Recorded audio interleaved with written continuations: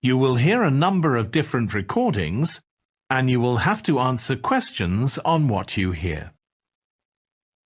There will be time for you to read the instructions and questions, and you will have a chance to check your work. All the recordings will be played once only. The test is in 4 sections. At the end of the test, you will be given 10 minutes to transfer your answers to an answer sheet. Now turn to Section 1.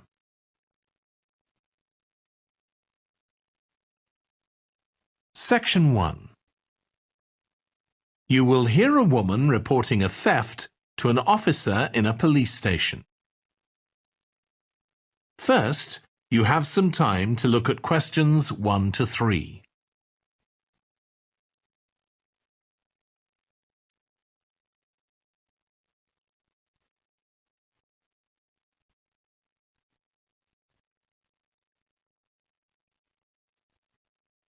You will see that there is an example that has been done for you.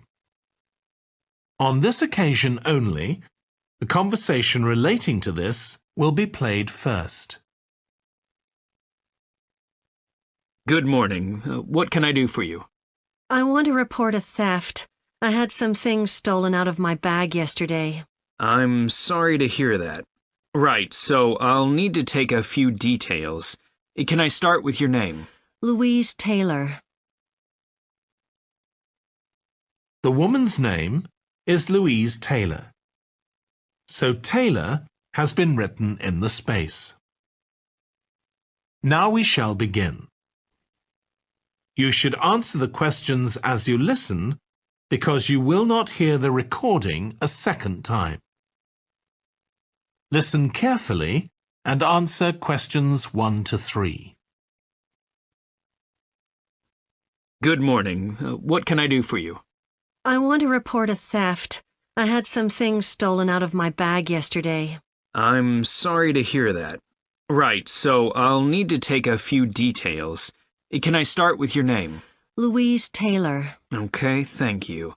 And are you resident in the UK? No, I'm actually Canadian, though my mother was British. And your date of birth?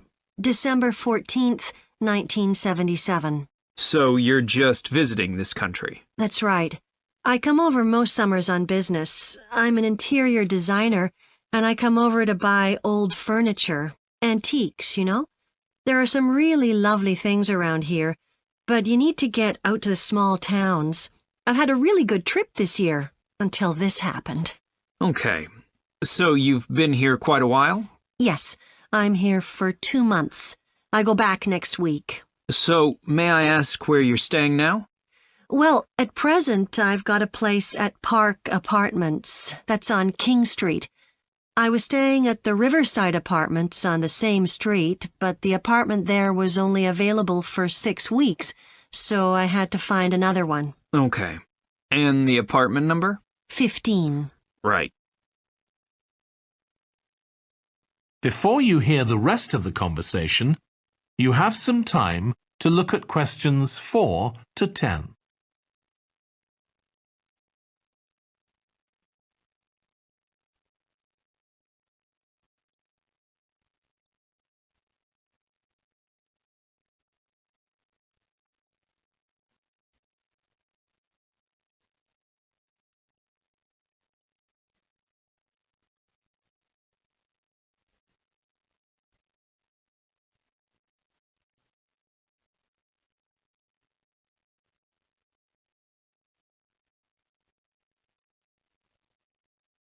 Now listen and answer questions 4 to 10.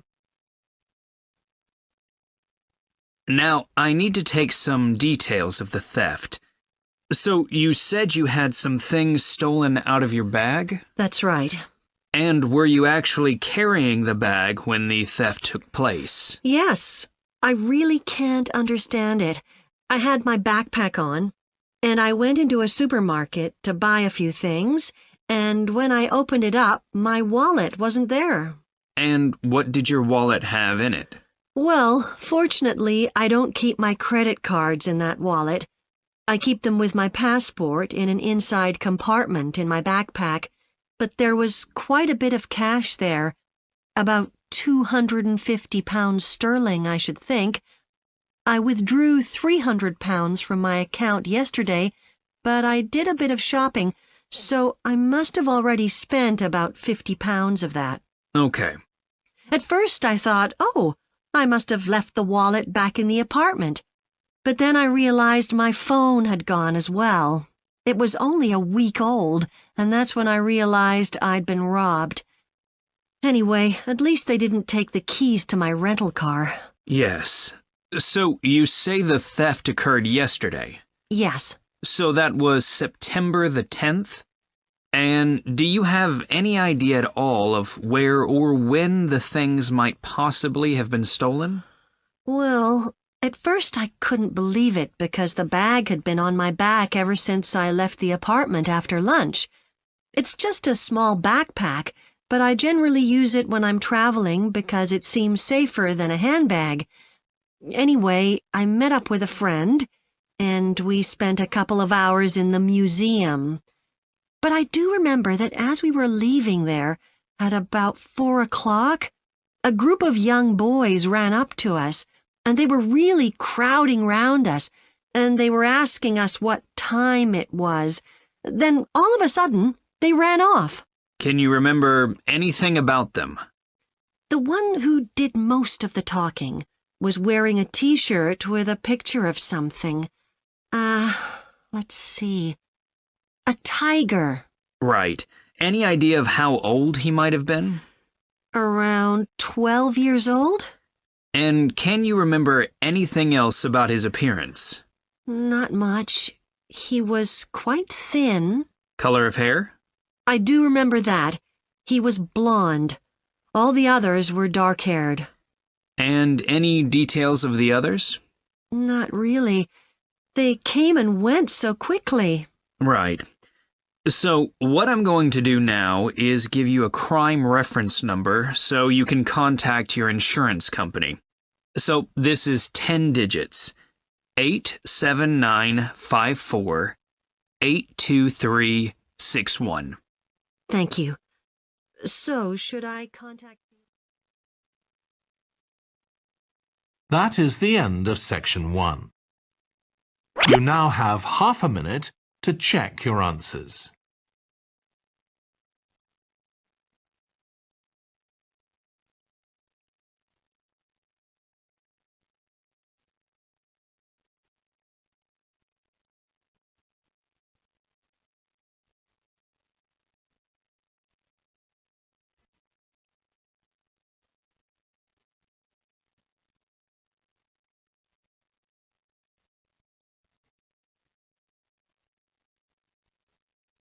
Now turn to section 2.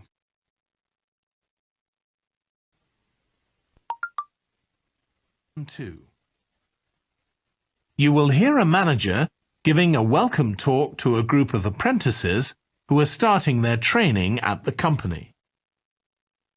First, you have some time to look at questions 11 to 14.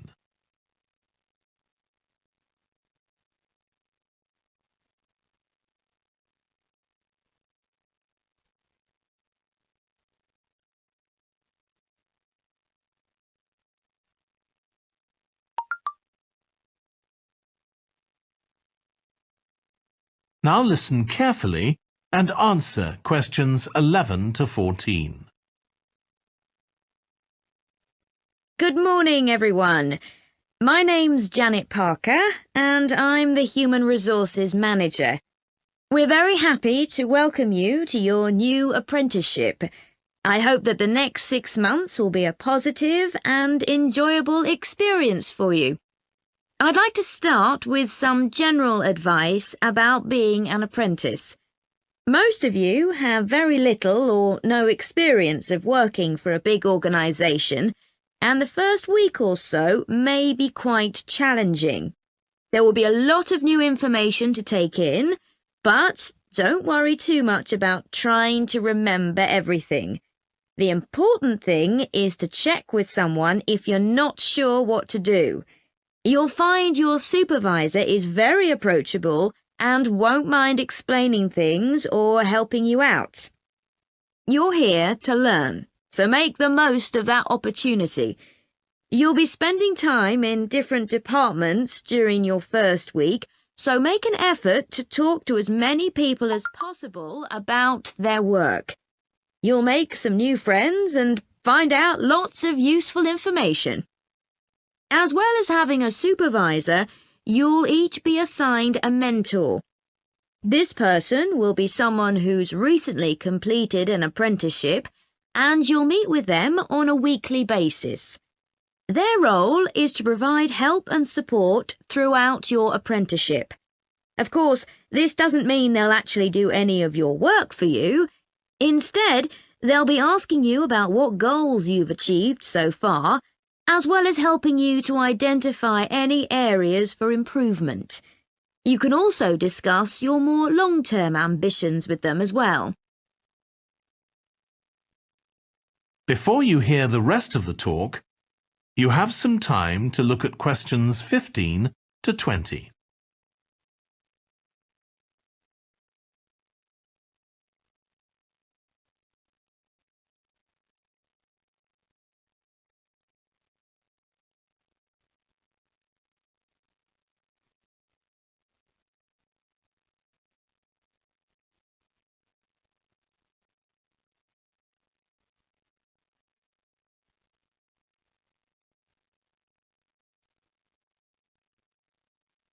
Now listen and answer questions 15 to 20. Now, I just want to run through a few company policies for our apprenticeship scheme with you. Most importantly, the internet. As part of your job, you'll be doing some research online, so obviously you'll have unlimited access for that. But please don't use it for personal use. You'll have your own phones for that. Some of you have already asked me about flexible working. After your probationary 3-month period, some of you will be eligible for this, but it will depend on which department you're in and what your personal circumstances are, so please don't assume you'll automatically be permitted to do this. I want to make sure there's no confusion about our holiday policy. Apart from any statutory public holidays, we ask that you don't book any holidays until after your 6-month apprenticeship has finished. Time off should only be taken if you are unwell. Please speak to your supervisor if this is going to be a problem. You'll be expected to work a 40-hour week, but there may be opportunities to do overtime during busy periods. Although you're not required to do this, it can be a valuable experience, so we advise you to take it up if possible. Obviously, we understand that people do have commitments outside work, so don't worry if there are times when you are unavailable. As you know, we don't have a formal dress code here. You may wear casual clothes as long as they're practical. And the only restriction for shoes we have is on high heels for health and safety reasons. Comfortable shoes like trainers are preferable.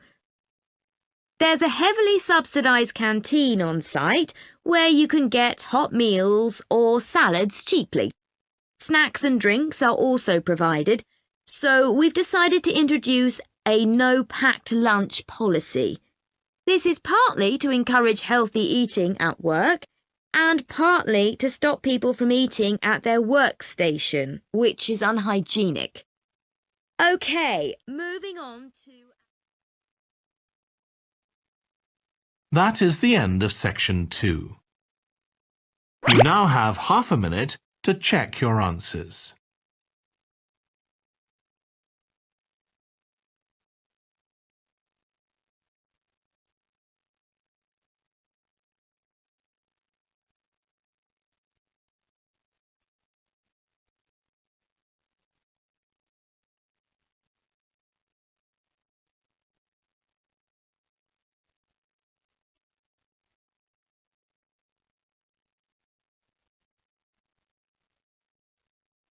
Now turn to Section 3.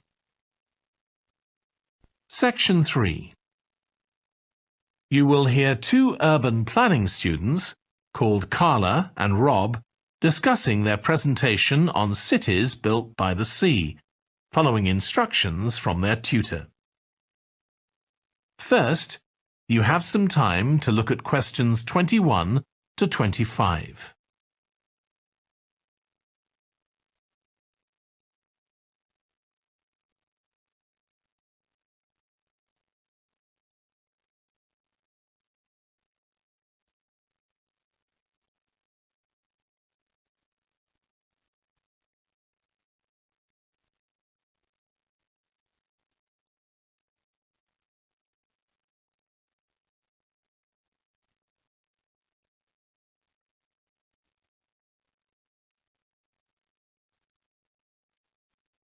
Now listen carefully and answer questions 21 to 25.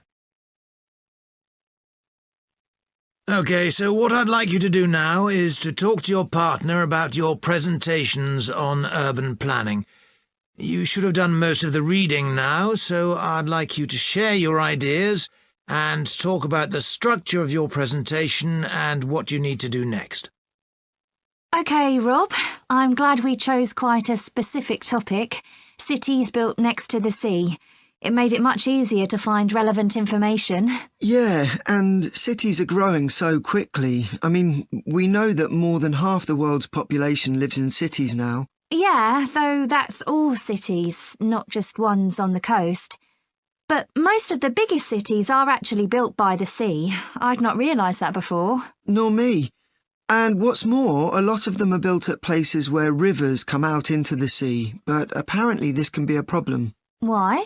Well, as the city expands, agriculture and industry tend to spread further inland along the rivers, and so agriculture moves even further inland up the river. That's not necessarily a problem, except it means more and more pollutants are discharged into the rivers. So these are brought downstream to the cities? Right. Did you read that article about Miami on the east coast of the USA? No. Well, apparently back in the 1950s, they built channels to drain away the water in case of flooding. Sounds sensible. Yeah, they spent quite a lot of money on them, but what they didn't take into account was global warming. So they built the drainage channels too close to sea level, and now sea levels are rising, they're more or less useless. If there's a lot of rain, the water can't run away. There's nowhere for it to go. The whole design was faulty. So what are the authorities doing about it now? I don't know. I did read that they're aiming to stop disposing of wastewater into the ocean over the next 10 years. But that won't help with flood prevention now, will it? No, really, they just need to find the money for something to replace the drainage channels in order to protect against flooding now. But in the long term, they need to consider the whole ecosystem. Right. Really, though, coastal cities can't deal with their problems on their own, can they?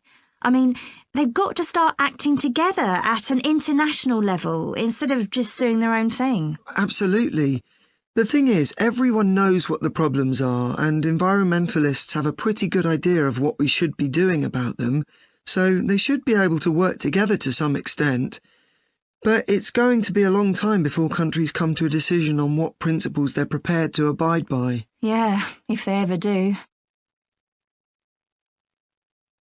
Before you hear the rest of the discussion, you have some time to look at questions 26 to 30.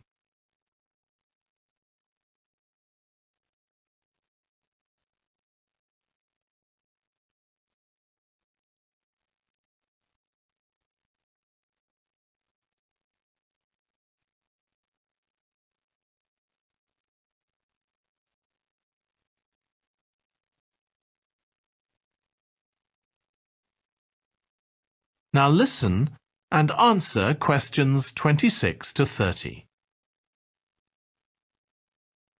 So, I think we've probably got enough for our presentation. It's only 15 minutes. OK, so I suppose we'll begin with some general historical background about why coastal cities were established. But we don't want to spend too long on that. The other students will already know a bit about it. It's all to do with communications and so on. Yes.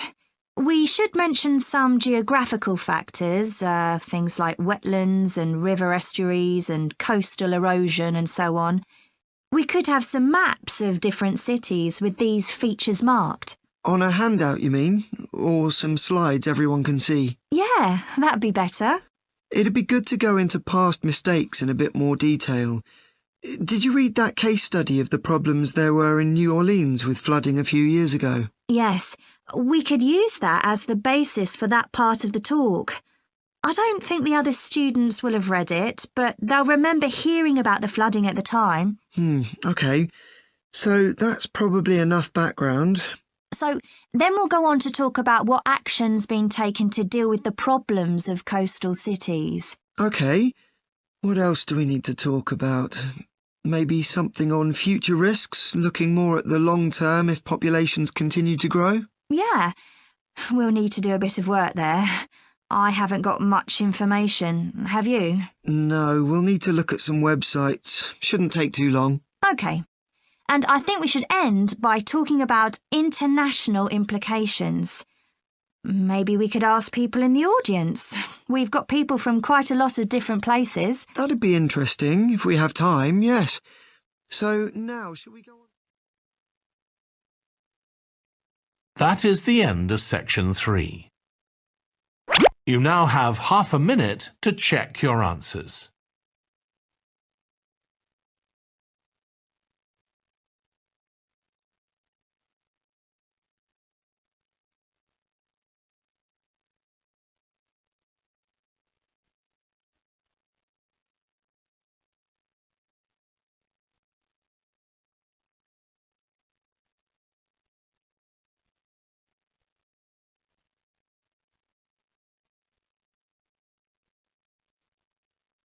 Now turn to section 4.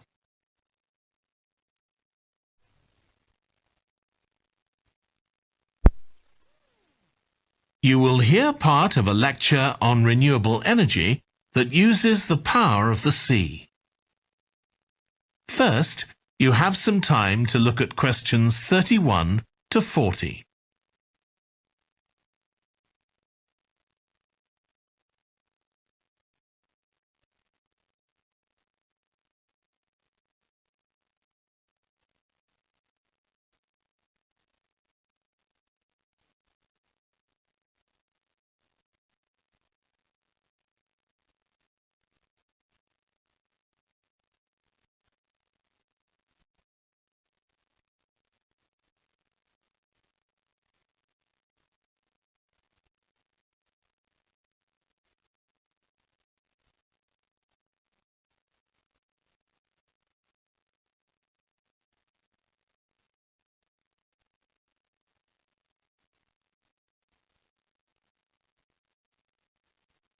Now listen carefully and answer questions 31 to 40. Producing enough energy to meet our needs has become a serious problem. Demand is rising rapidly because of the world's increasing population and expanding industry. Burning fossil fuels like gas, coal and oil seriously damages the environment, and they'll eventually run out. For a number of years now, scientists have been working out how we can derive energy from renewable sources, such as the sun and wind, without causing pollution. Today, I'll outline marine renewable energy, also called ocean energy, which harnesses the movement of the oceans.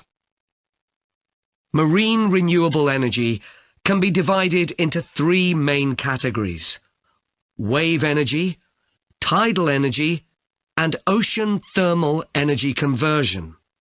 And I'll say a few words about each one.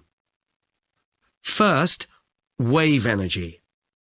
Numerous devices have been invented to harvest wave energy, with names such as Wave Dragon, the Penguin, and Mighty Whale. And research is going on to try and come up with a really efficient method. This form of energy has plenty of potential, as the source is constant, and there's no danger of waves coming to a standstill. Electricity can be generated using onshore systems, using a reservoir, or offshore systems. But the problem with ocean waves is that they're erratic, with the wind making them travel in every direction.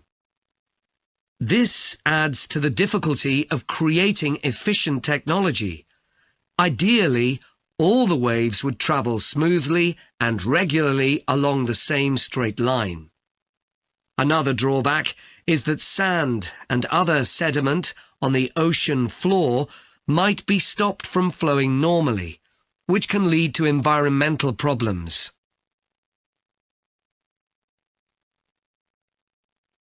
The second category of marine energy that I'll mention is tidal energy. One major advantage of using the tide, rather than waves, as a source of energy, is that it's predictable. We know the exact times of high and low tides for years to come. For tidal energy to be effective, the difference between high and low tides needs to be at least 5 meters.